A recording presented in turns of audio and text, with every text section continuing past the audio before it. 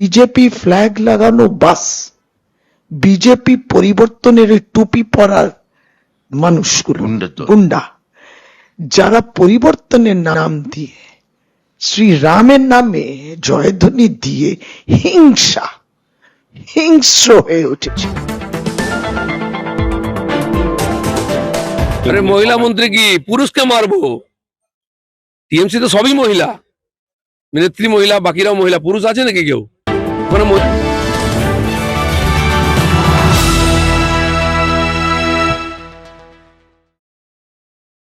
হঠাৎই বেখাপ্পা ইট পাথর ছোড়া হলো তৃণমূলের মন্ত্রী শশী পাজার বাড়িতে। এদিকে দোষ পড়ল বিজেপির ঘাড়ে। বিজেপি বলছে এ তো যত ঘোষ নন্দ ঘোষ অবস্থা। বিজেপি আগে আক্রমণ করেছে না টিএমসি তা এখনো বোঝা যাচ্ছে না। দুই দলই দোষ দিয়ে যাচ্ছে একে অপরকে। বিজেপি ফ্ল্যাগ লাগানো বাস, বিজেপি পরিবর্তনের টুপি পরার মানুষগুলো গুন্ডা, যারা পরিবর্তনের নাম দিয়ে শ্রী রামের নামে জয়ধ্বনি দিয়ে হিংস্র হয়ে উঠেছিল। আজকে বাড়ির সামনে আমরা দেখলাম, আমি দেখাতে পারছি না হয়তো আমার পেটের অংশ, এটা দেখান না। এরা মহিলা কিছু বোঝে, ওদেরকে চিনতে হবে না আমি মন্ত্রী কিনা মহিলা। ইট ব্রিক্স সরাসরি পেটে। আমি হয়তো এই অংশটাও দেখাতে পারবো না, এখানেও কাটা ছেঁড়া। এরা কারা? এই বিষয়টা শুধু আমার উপর আক্রমণ নয়, আমার সঙ্গে আমি 3-4 জনকে কেবল মাত্র এনেছি। একটু আপনারা আসুন। এরা তৃণমূল কংগ্রেসের কর্মী, তারা ফ্ল্যাগ ফেস্টুন আমার বাড়ির সামনে তৃণমূল কংগ্রেসের অফিসের সামনে তারা লাগাচ্ছিলেন। বাস থেকে ওই বিজেপি গুন্ডা মার্ডারাররা বাসটাকে থামিয়ে নামলো, ফ্লেক্স গুলো ছিঁড়লো আর এদেরকে মারলো। আমরা তো অবাক হয়ে যাই।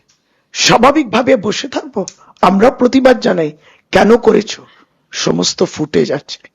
ভারতীয় জনতা পার্টি, শুনছিলাম ভারতীয় জনতা পার্টি দেশের প্রধানমন্ত্রী না কেবল ওদের প্রধানমন্ত্রী, আপনি নাকি হিসেব নেবেন বলছেন। আজকে সেই হিসেবে নিদর্শন, রাজ্যের মন্ত্রীর বাড়ির উপরে, মন্ত্রীর উপরে আক্রমণ, আমি আহত, আমার সহকর্মীরা আহত। This is the definition of democracy for BJP. এখানে কৃষ্ণা আছে, তার হাতে লেগেছে। ওর কথা আরেকজন কোথা গেল? মানে আমি কয়েকজন কেন দেখা তোর কাঁধটা, মানে ও আর পাচ্ছে না হাত তুলতে। কারা শিখিয়েছেন এই গুন্ডামি গুলো করতে? আর এইগুলো কিন্তু জেনুইন, এটা ফেক নয়। আমরা জানতাম নয়, মানে রণক্ষেত্র তৈরি হয়েছে। পুলিশ আক্রমণ করেছে, মহিলা পুলিশকে আক্রমণ করেছে, সাদা যে পোশাক পরা পুলিশ তাদের উপরেও আক্রমণ করেছে। আর এখন দেখছি উত্তর কলকাতার নেতা, তারা ধারে কাছে ছিল না, হঠাৎ কি হাসপাতালে গিয়ে শুয়ে পড়েছে। নাটকবাজি হচ্ছে, গুন্ডাগর্দি হচ্ছে, অরাজকতা। আশেপাশে সব দোকানগুলো বন্ধ করে প্রত্যেকে রেকর্ডিং করেছে, প্রত্যেকেরই ফুটেজ আছে। মিথ্যে কথা বলবেন না। আপনারা আজকে পরিকল্পনা করেই অরাজকতা করছিলেন এবং খুন করার পরিকল্পনা ছিল। This is my allegation, serious, এবং এটা নিয়ে আমি এফআইআর করছি। আইডেন্টিফাইড যারা আছেন আমি এখন নাম বলছি, আর প্লাস আনআইডেন্টিফাইড।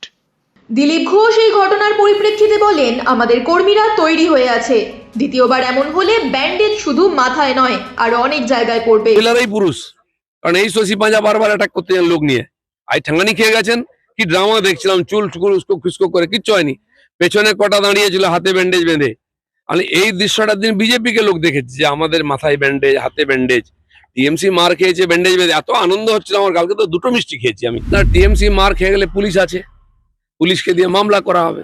আরে লক্ষ লক্ষ মামলা আমাদের উপরে চলে যায়, 2টো মামলায় কি যায় আছে? কিন্তু আমি পুলিশের বন্ধুদের বলে দিচ্ছি, এই মামলা হামলা বন্ধ করুন। আপনাদের যে ডিএ আটকে গেছে না, বিজেপি যদি ক্ষমতায় আসে তখনই ডিএটা পাবেন, নাহলে সারা জীবন বিনা ডিএতে চামচাগিরি করতে হবে। শশী পাজার কথায় পাল্টা আক্রমণ হানেন কুণাল ঘোষ। তার দাবি, সমালোচনার ভয়ে সবাই নাটক করে শুয়ে আছে। বাধা দেয়নি রাস্তায়, এতগুলো ট্রেন এলো, অন্য রাজ্য থেকে লোক এলো, অন্য জেলা থেকে লোক এলো, তো একজন তৃণমূল কর্মী একটা ট্রেনে একটা বাসে কেউ তো কোথাও বাধা দেয়নি। ফলে এটা তো অনুমান করাটাই খুব কঠিন যে এখানে দাঁড়িয়ে গিয়ে একজন মহিলা মন্ত্রীর বাড়িতে এইভাবে তাণ্ডব করা হবে। আমাদের ছেলেরা জবাব দিতে পারতো, তারা দেয়নি। এখন ওদের যারা হসপিটালে ভর্তি হয়ে আছে না, তারা অধিকাংশ কেউ ঘটনাস্থলে ছিল না, সব নাটক করছে।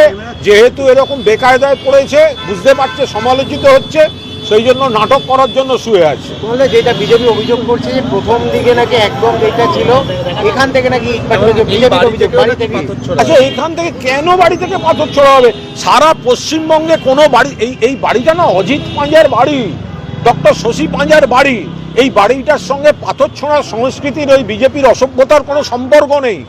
আমি তো আবার বলছি, যারা বাংলার রাজনীতি জানে না, যারা কলকাতার ঐতিহ্যশালী রাজনৈতিক জায়গাগুলি জানে না, অজিত পাঁজার বাড়ি চেনে না, তারাই একমাত্র অসভ্যের মতো এই ধরনের মিথ্যা অভিযোগগুলো করতে পারে। অজিত পাঁজাকে চিনতেন? তার নাম অজিত পাঁজা, লোকটার নাম। তার পুত্রবধূ ডক্টর শশী পাঁজা, সুস্থ রুচির ধারক এবং বাহক। একটা অভিযোগ হচ্ছে ওদের গুন্ডারা হামলা করে ফেলেছে ড্যামেজ কন্ট্রোল করতে, এইসব পাল্টা নাটক হচ্ছে। শশীদের সঙ্গে কি ফোনে কথা হয়েছে? শশীদের সঙ্গে আমার দেখাই হয়েছে। আমি তো আমি একটু দূরে ছিলাম, আমি সঙ্গে সঙ্গে আসছিলাম। আমাদের বহু সহকর্মী চারপাশ থেকে চলে এসেছিলেন। তখন আমরা পুলিশ যেহেতু বিষয়টা দেখছে, আমরা দায়িত্বশীল ভূমিকা পালন করেছি, আমাদের কর্মীরা দায়িত্বশীল ভূমিকা পালন করেছেন। নইলে কপালে দুঃখ ছিল ওদের, কিন্তু আমরা সেই প্ররোচনায় পা দিইনি। আমরা চাই মানুষ ভোটে বিচার করুন। বিজেপি নেতা সজল ঘোষ দাবি করেন, আহত টিএমসি নেত্রীর বাড়ি নিশ্চয়ই সিসিটিভি ফুটেজ আছে, তা তুলে ধরা হোক। আমি প্রথম দাবি করছি, মন্ত্রীর বাড়িতে তো নিশ্চয়ই সিসিটিভি হবে। মন্ত্রী শশী পাঁজা মহাশয়কে আমার আবেদন, আপনি সেই সিসিটিভি প্রকাশ করুন। সেই সিসিটিভি শুরু থেকে টাইম দিয়ে আপনারা মানুষের সামনে তুলে ধরুন। আপনার বাড়ি সংলগ্ন এলাকা থেকে, আপনার বাড়ির সামনে থেকে লাগাতার ইট মারা হয়েছে, লাগাতার ইট মারা হয়েছে। ভারতীয় জনতা পার্টির কর্মীরা, তারা বহু ছেলে আক্রান্ত হয়েছে, তারা কেউ ইট মারিনি। তারা যদি কিছু মেরে থাকে তাহলে তারা পাটকেল মেরেছে, ইট মেরেছেন আপনারা। আমরা শুধু নিজেদেরকে রক্ষা করেছে আমাদের কর্মীরা। আপনাদের লাগাতার ওখান থেকে কন্টিনিউয়াস ইট মারা হয়েছে। আমি বলছি, পুলিশ কোথায় ছিল? মন্ত্রীর বাড়ি যদি আক্রমণ হয়ে থাকে তাহলে সেন্ট্রাল ফোর্স তো ডিপ্লয়েড আছে, তাকে নামানো হয়নি কেন? আমি আপনাদের কাছে জানতে চাই, আমি জানাতে চাই, এটা সমস্ত প্ররোচনা মমতা ব্যানার্জি যেটা দিয়েছিলেন গত কয়েকদিন আগে, যে আমরা 1 সেকেন্ডে শেষ করে দেবো, এটা তার রিয়াকশন। এবং দায়িত্ব নিয়ে বলছি, মানুষের স্রোত দেখে ভয় পেয়ে, মানুষের স্রোত দেখে ভয় পেয়ে ওই কিছু লুঙ্গি বাহিনী গুন্ডা দিয়ে আপনারা ভেবেছিলেন মোদির জনসভা আপনারা বানচাল করবেন, আর ভেবেছিলেন টিভি থেকে মানুষের দৃষ্টি কিছুটা সরিয়ে দেবেন। আপনারা তাতে সফল নয়। ভালোই লাগছে, শুধু আমাদের এতদিন মাথা ফাটা দেখেছি, অন্যদের মাথা ফাটা যতটাই নকল হোক, আপনাদের যে কুমিরের কান্না সেটা খারাপ লাগছে না। পরিষ্কার ভাষায় বলি, সময় বুঝে আপনারা চলুন। পাল্টাচ্ছে বাংলা, পাল্টাচ্ছে বাংলা একতরফা। আক্রমণ আর মানা হবে না। আক্রমণ হলে আমার বাঁচার অধিকার আছে, প্রত্যাঘাত হবে, এটা আপনাদের মাথায় রাখতে হবে। আমি আবারও আবেদন করছি, শান্ত বাংলাকে এইভাবে অশান্ত করবেন না। আর শেষে ভিকটিম কার্ড খেলবেন না, আমরা মহিলা, আমরা মহিলা। ওই বাসেও বহু মহিলা ছিলেন, ওই বাসে বহু মহিলা ছিলেন, তারাও আক্রান্ত হয়েছেন, তারাও রক্তাক্ত হয়েছেন। লাগাতার আপনার পাশের রাস্তা থেকে ঢিল মেরেছে। সমস্ত সিসিটিভি ফুটেজ আসুক।